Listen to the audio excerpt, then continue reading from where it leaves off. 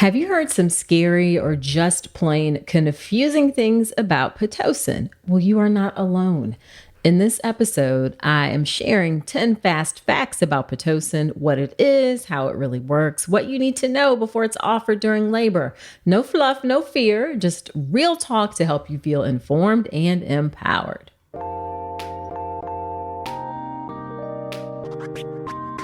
Welcome to the Birth with Power podcast, where knowledge is power and power transforms birth. I'm Dr. Nicole Calloway Rankins, mom of two and practicing board-certified OBGYN with over 20 years of experience and nearly 2,000 births attended. I've seen firsthand how the hospital system can leave women feeling unheard and uncertain, but that doesn't have to be your story. Here, you'll get the knowledge, support, and strategies to take charge of your birth experience so you can walk into the hospital feeling calm, confident, and empowered. Note, this podcast is for educational purposes only, and it's not a substitute for medical advice. See the full disclaimer at drnicolerankins.com/disclaimer. Now let's get to it. Hey, quick note before the episode. If you've been listening and thinking, okay, but how do I actually get ready for birth? I've got something coming for you. It's the Birth with Power Pathway, and it's my new updated online birth course launching this May. I'll walk you through a step-by-step plan to get you calm, confident, and empowered. Get on my email list at drnicolerankins.com/email so you don't miss it.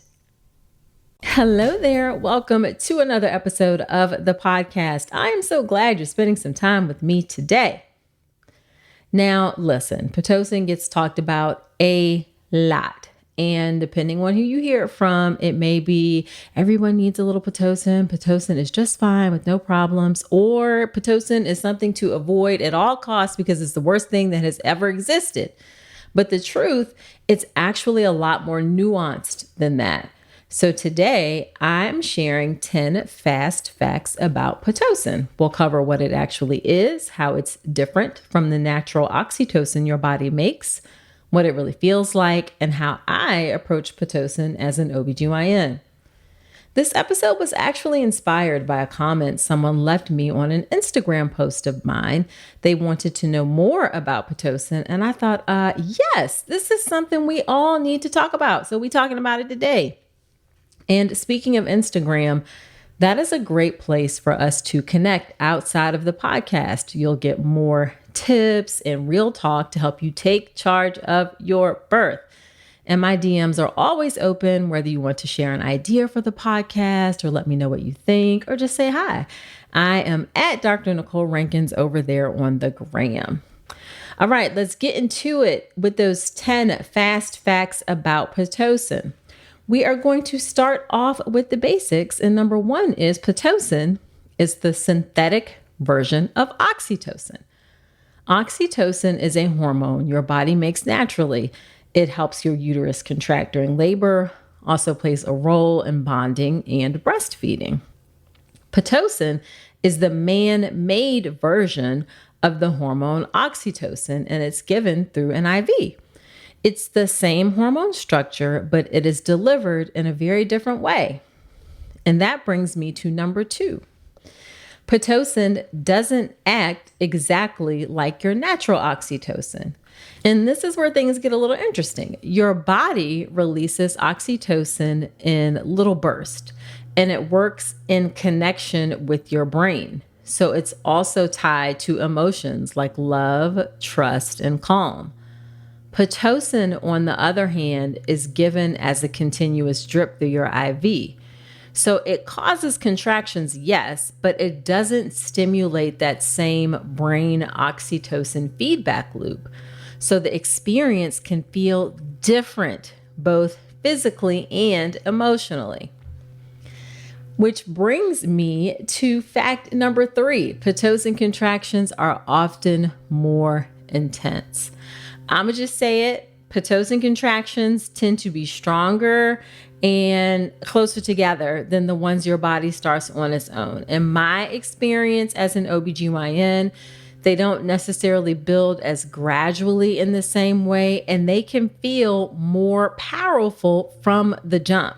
Now, that doesn't mean you can't handle Pitocin contractions. You absolutely can, but it does mean you want to be prepared. This is especially important if you're planning an unmedicated birth. You'll want to have the tools, the support, and the strategies in place to help manage the intensity if you happen to need Pitocin to help during your labor. Okay, fact number 4, higher doses of Pitocin aren't always better. Now, this is something that I see from the inside as an OBGYN. Some doctors want to really crank Pitocin as high as it can go and as fast as they can. I personally don't like to crank Pitocin all the way up to high levels, and I've been doing this for over 20 years. In my experience, more Pitocin doesn't necessarily mean more progress. The uterus may respond very well to Pitocin at a lower dose. So I like to increase Pitocin to a level where the contractions are regular. That's every 2 to 3 minutes. They're painful. You want to feel them. And then you can leave the Pitocin at that level. Above that, it's not really helpful to get labor moving or necessary, in my opinion. And when you increase it too much, you're increasing the chances of complications where the Pitocin negatively impacts your baby. Hospitals do have Pitocin protocols in order to help prevent high doses of Pitocin being used unnecessarily. But in some cases, those protocols can be overwritten by physicians. So in general, you just want to have an idea of how fast and how high things are going with Pitocin. I don't find it helpful in my experience to go up to the highest level and really crank it up. It just doesn't produce a lot of benefit. Number 5, Pitocin is used in 3 potential situations: during labor induction, during labor augmentation, and to reduce the chances of postpartum hemorrhage. And it's helpful for you to understand each of these situations. So first, during a labor induction, Pitocin can be used. Induction is when your body hasn't gone into labor at all on its own, and we really need to get things started, whether that's for a medical reason or for a personal reason. You've decided to be induced. Pitocin is almost certainly going to be a part of helping bring on those regular contractions and help get labor going when we're starting from scratch, essentially. In the second situation, Pitocin is used for labor augmentation. That means you're already in labor, but things have slowed down or they stalled. In that case, Pitocin can help pick things back up and get those contractions going again. And then in the third situation, Pitocin is used after birth to help the uterus contract and reduce the risk of postpartum hemorrhage, which is when you bleed too much after delivery. This is something that we take very, very seriously, postpartum hemorrhage, because it is one of the leading causes of complications after birth. And giving Pitocin helps the uterus clamp down and minimizes that bleeding risk. In fact, Pitocin is routinely given after birth to everyone, whether you had it during labor or not. So Pitocin is not just about starting labor. Pitocin is also a tool that we use to help keep you safe after your baby is here. Let's talk about something most pregnant women aren't getting enough of: omega-3 DHA. The recommendation is over 200 milligrams a day, but less than 5% of pregnant women in the US meet that. That's one of the reasons I love Ritual's Essential Prenatal. It has 350 milligrams of vegan DHA, plus other key nutrients like methylated folate and choline to support baby's neural tube development. As an OBGYN, I appreciate that Ritual goes beyond the basics. The formula is science-backed, third-party tested for heavy metals and microbes, and every ingredient is traceable. And the delayed release design, it's gentle on the stomach, something that really matters, especially if there's trouble with nausea during pregnancy. You deserve to know exactly what you're putting into your body, especially when it comes to prenatal multivitamins. And with Ritual's dedication to traceable science and sourcing, you always will. See for yourself with 25% off your first month at ritual.com/Dr. Nicole. Start Ritual or add Essential Prenatal to your subscription today. That's ritual.com/Dr. Nicole for 25% off your first month. Now, like with any intervention, you absolutely can decline Pitocin, but if your bleeding starts to get heavy, I strongly recommend that you get that Pitocin after birth, because postpartum bleeding can go from mild to dangerous very, very quickly. Okay, number 6, you can still move around during labor with Pitocin. A lot of people think that once you're on Pitocin, you're stuck in the bed. That is not true. Now, yes, you will need continuous fetal monitoring, and yes, you will have an IV pole to be connected to the Pitocin, but you can still move around in the bed. You can still use a birth ball. You can still stand and sway at the bedside. You just have to have nurses in a hospital that get creative with helping you move. Some help from your doula, potentially, if you have a doula as well, to keep that movement going, which can be really important for comfort and progress. We can also use wireless monitors as well to help you have more freedom of movement, but you can absolutely still move if you are getting Pitocin. Number 7, you can have an unmedicated birth with Pitocin. Let me bust this myth right now. Yes, you can have an unmedicated birth with Pitocin. Now, as I said earlier, Pitocin contractions are often perceived as more intense. They're often more intense, okay? They don't have to be, but they certainly may be. But that doesn't mean you have to get an epidural. Plenty of women give birth without medication, even when Pitocin is involved. So if that is your goal, just make sure you've got your pain relief strategies ready to go, whether that's breathing, movement, massage, counter pressure. All of those things need to be in your toolbox. And know that needing Pitocin does not take away your power to have an unmedicated birth. Number 8, you can and should ask questions before Pitocin is started. This is an important one because we often just kind of start Pitocin routinely. And I will say that we aren't always great in our medical profession about discussing it. So know that Pitocin isn't bad. I want to say that as well, but it's also not something that should just be used automatically or without any discussion. So if your doctor recommends Pitocin, you can ask, why are we starting Pitocin? What is the goal with starting Pitocin? How long will we use the Pitocin? Are there any other options other than Pitocin? And what are the risks of the Pitocin? These are all questions that I walk you through inside my birth prep course, the Birth with Power Pathway, using a tool I created called the Bridges to Birth Framework.